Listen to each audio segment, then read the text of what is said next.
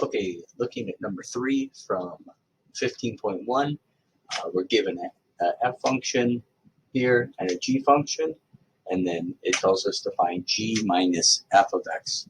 Now, similar to problem 1, we're going to put our f or our g function here. So our g function is 4 minus x. That's the g function. Then we have the instruction here to subtract.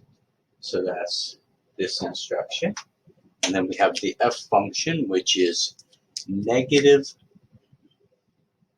I'm going to put this in parentheses because subtraction is a little tricky. Negative 7 minus x. Okay. Now I have a little error here. I think on the worksheet it actually says 7 here, so I'm just going to correct that. So this is a positive 7. Okay. Now this can be cleaned up a little bit for a final answer. What we want to do is we want to distribute that right into that negative sign, and what I end up with is 4 minus x plus radical 7 minus x. Okay. Now that's kind of a messy answer there, but there's nothing else we can do with it. This is inside a radical, so it's kind of protected. We can't put it together.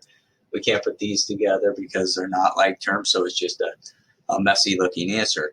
Now you could think about if I asked you to do an input value of 10 into this, you could check out what would happen on your calculator. Now, talking about this, just showing you, if you put 10 in here, you get a negative number under this radical, and your calculator would say non-real or error, something like that, because it's not a real number and it'd be an imaginary number. Okay, so that kind of leads us into this discussion of the domain. If we remember that from a previous module, we want to find the x values that would work in this and not cause an error. And so what we have to do here is we look at this here. This is kind of the key part of the problem for us finding the domain. And if we remember from a previous module, we take what's under the radical sign.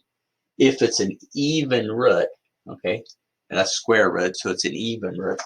And we take that, and we know that that has to be greater than or equal to 0, because if it was less than 0, we would get an imaginary number. Okay, so to solve this is back to almost elementary algebra. We have to remember we subtract 7 from both sides. Okay, and we get negative x is greater than or equal to negative 7. Now some of you might already be remembering that, hey, I'm going to divide by a negative here. And so when I'm dividing by a negative in inequalities, I actually have to flip the inequality sign. So what I find out is that the domain is, if I pick any number that is less than or equal to 7, that it's not going to cause an error in this.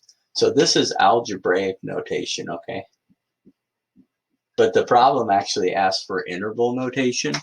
And some students maybe like to think about the graph of this. You know, here we are at 7, and negative infinity is down here, and infinity is up here. So if we pick any number from 7 all the way down towards infinity, it will work. Now that helps us maybe figure out our interval notation. So this is graphing. And our interval notation, if we think about down here, is negative infinity. Okay, so we put a kind of a soft notation there that shows we can't reach negative infinity. We put a comma, and our endpoint is 7. And if our endpoint is included, we use this hard notation, this bracket, to show that it can equal 7. Okay, so that there is the interval notation for the domain.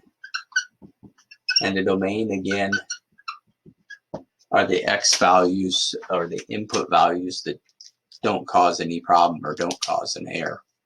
Okay, thanks.